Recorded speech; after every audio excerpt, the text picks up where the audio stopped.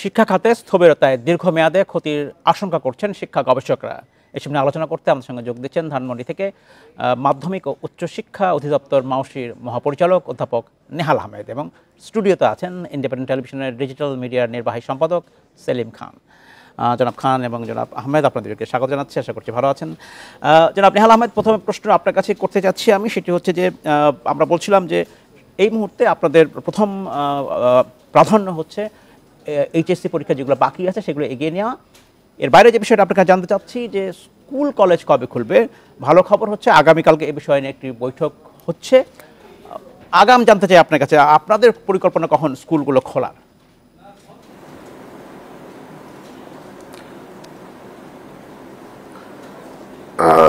ধন্যবাদ আপনার প্রশ্নের জন্য। আপনারা জানেন যে দেশে একটা অস্বাভাবিক পরিস্থিতি বিরাজ করছিল এবং সেটা থেকে আস্তে আস্তে আমাদের উত্তরণ ঘটছে, এবং আমরাও তো চাই না শিক্ষা প্রতিষ্ঠানগুলি ছাত্রশূন্য থাকুক, আমাদের শিক্ষা কার্যক্রম বন্ধ থাকুক। তো স্বাভাবিকভাবে আমাদেরও আকাঙ্ক্ষা, এবং সারা দেশের মানুষের, বিশেষ করে যারা অভিভাবক আছেন, ছাত্রছাত্রী আছেন, তারাও তো চায় শিক্ষা প্রতিষ্ঠানে আসার জন্য। কিন্তু বাস্তবিক পরিস্থিতিতে আমরা শিক্ষার্থীদের ব্যাপারে সবসময় খুব সংবেদনশীল।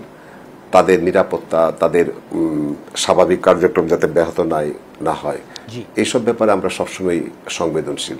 সেই কারণেই আসলে বিবেচনা করা হচ্ছে পরিস্থিতিটা আরেকটু স্বাভাবিক হোক, এবং আমাদের মাননীয় শিক্ষামন্ত্রী কিন্তু আপনাদেরকে বলেছেন যে যত দ্রুত সম্ভব আমরা চেষ্টা করছি শিক্ষা প্রতিষ্ঠান খুলে দেওয়ার, এবং সেই শিক্ষা প্রতিষ্ঠান খুলে দেওয়ার প্রাথমিক পর্যায়ে আমাদের অবশ্যই, আপনারাও আপনাদের খবরে দেখিয়েছেন, আমাদের প্রথম টার্গেটটা হলো এইচএসসি পরীক্ষাটাকে কিভাবে আমরা সুষ্ঠুভাবে সম্পাদন করতে পারি। আর এর পরবর্তী সময়ে খুব দু একদিনের ভিতরে আমরা হয়তো বা কিছু আলাপ আলোচনা করব, তারপরে আপনারা অনেক কিছু আরো স্পষ্ট হবে আপনাদের কাছে। জনাব আহমেদ, আরেকটি বিষয় আমি আপনার কাছে জানতে চাই। স্কুল কলেজ যেমন খুলবে, আমি যদি স্কুলের কথা বলি, প্রাথমিক এবং উচ্চ মাধ্যমিক পর্যায়ে যখন স্কুল খোলা হবে, এই যে মোটামুটি একটা সময়ে বন্ধ থাকলো শিখন ঘাটতি, সেইটা পুষিয়ে নেবার ব্যাপারে কোনো নির্দেশনা দিবেন কিনা আপনারা সারা দেশের স্কুলগুলোকে?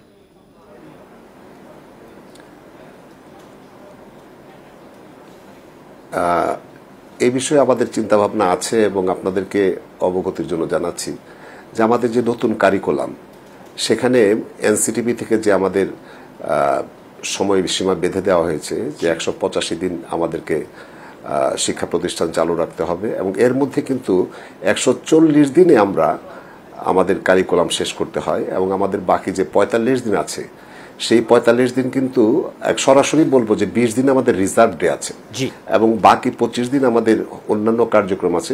ইচ্ছা করলে আমরা সেই দিনগুলি তো আমাদের পাঠ্যক্রম চালাতে পারি। কাজেই যে সময়টা আমরা এখন অনেকে বলছেন যে নষ্ট হচ্ছে, হয়তোবা আমরা ওই যে এনসিটিভি থেকে আমাদের জন্য যে সুনির্দিষ্ট সময় দেওয়া আছে, বাড়তি সময় দেওয়া আছে, রিজার্ভ ডে আছে, সেইগুলি আমরা ব্যবহার করে আমরা বোধহয় এই সংকট থেকে উত্তরণ করতে পারি। অধ্যাপক আহমেদ, সেটা আরেকটি প্রশ্ন জানতে চাচ্ছি আপনার কাছে, সেটি হচ্ছে যে কত করোনার সময় আমরা দেখেছি যে আমাদের শিক্ষার্থীরা একটা তাদের পড়াশোনা এবং পরীক্ষার ক্ষেত্রে ছন্দপতন ঘটেছিল।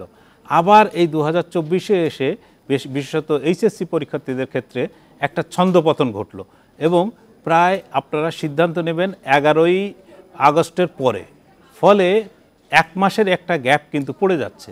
এক্ষেত্রে এই শিক্ষার্থীদেরকে আবার তাদের পরীক্ষার ছন্দে ফিরিয়ে আনার জন্য আপনার কি পরামর্শ থাকবে, বা আপনারা কি ধরনের পরামর্শ দেবেন?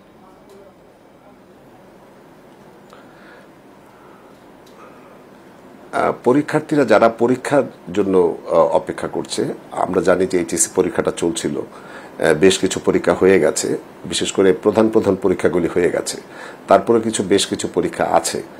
আমি ছাত্রছাত্রীদেরকে বলব বাসায় বসে তারা যেন তাদের বইয়ের সম্পর্কে ভালোভাবে আরো ধ্যান ধারণা নেয়, এবং তাদের রিভিশনগুলি বারবার যেন দেয়, এবং এটা তাদের পরীক্ষাটা কবে হবে, পরীক্ষাটার রেজাল্ট কবে হবে, এ নিয়ে আমি শিক্ষার্থীদের উদ্দেশ্যে বলবো যে এ নিয়ে তোমাদের চিন্তা করার কোনো দরকার নেই। এবং আমি বিশ্বাস করি আমাদের শিক্ষার্থীরা, আমাদের অতীতে দেখেছি করোনাকালে যে ভয়ঙ্কর অবস্থার মধ্যে আমরা পড়েছিলাম, সেই সময় কিন্তু আমাদের শিক্ষা কার্যক্রম চালু রাখতে সচেষ্ট হয়েছিলাম। এবং আপনারা জানেন, আমরা খুব এমনও হতে পারে খুব সম্ভবত তাড়াতাড়ি আমরা অনেক শিক্ষা প্রতিষ্ঠান অলরেডি তারা আমার সাথে কথা বলেছে, তারা অনলাইনও শিক্ষা কার্যক্রম চালিয়ে রাখার চিন্তা ভাবনা করছে। কাজে আমার বিশ্বাস করোনাকালীন যে অভিজ্ঞতা, সেই অভিজ্ঞতাটাকে যদি আমরা কাজে লাগাতে পারি, তাহলে এই সময়ের যে সময়কাল, এটাকে উত্তরণ ঘটানো আমাদের জন্য তেমন একটা সংকট হবে না। জনাব আহমেদ, আরেকটি প্রশ্ন আমি করতে চাচ্ছি, সেটি হচ্ছে যে যখন স্কুলগুলো বন্ধ করা হলো তখন কিন্তু নতুন শিক্ষাক্রমের অধীনে সব স্কুলে একসাথে পরীক্ষা হচ্ছিল এবং যে প্রশ্ন বোর্ড থেকে দেওয়া হচ্ছিল সেই পরীক্ষাগুলো কিন্তু স্থগিত হয়ে গেছে। যখন স্কুলগুলো খুলবে সেই পরীক্ষাগুলো কি আপনারা আবার নেওয়া শুরু করবেন কিনা?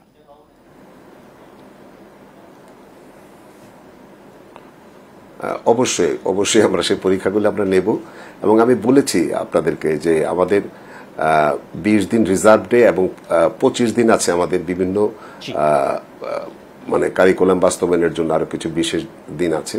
সেইগুলিকে আমরা ব্যবহার করে এই যে সংকট বা এই সময় যেটা আমরা নষ্ট করছি আপনাদের ভাষায় বলি, সেইটা কিন্তু আমরা কাভার করতে পারবো, আমাদের আত্মবিশ্বাস আছে।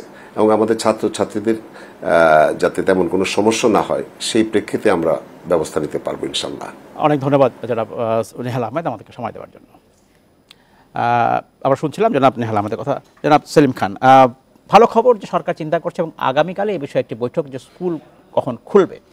প্রাথমিক এবং উচ্চ মাধ্যমিক বিদ্যালয়গুলো আসলে দ্রুতই খুলে দেওয়া উচিত, কারণ এর আগে আপনি বলছিলেন যে করোনার সময় কিন্তু শিক্ষার একটি একেবারেই ভেঙে পড়েছিল মানে শিক্ষা ব্যবস্থা। সেক্ষেত্রে কি ধরনের সিদ্ধান্ত আপনি আশা করছেন বলে মনে করেন? সিদ্ধান্ত কি ধরনের সিদ্ধান্ত হচ্ছে যে যত দ্রুত সম্ভব শিক্ষা প্রতিষ্ঠান খুলে দেয়া। আপনি যদি একটা জিনিস লক্ষ্য করেন তাহলে দেখবেন যে আমাদের দেশে প্রাকৃতিক দুর্যোগ, আগে যে দুর্যোগ না বাড়লেও একটা দীর্ঘস্থায়ী দুর্যোগ তৈরি হচ্ছে। যেরকম আপনার তাপপ্রবাহের সময় 10-12 দিন কিন্তু বন্ধ রাখতে হচ্ছে, এটা কিন্তু গরমের ছুটি নয়, এমনকি শৈত্যপ্রবাহের সময় বন্ধ রাখতে হচ্ছে।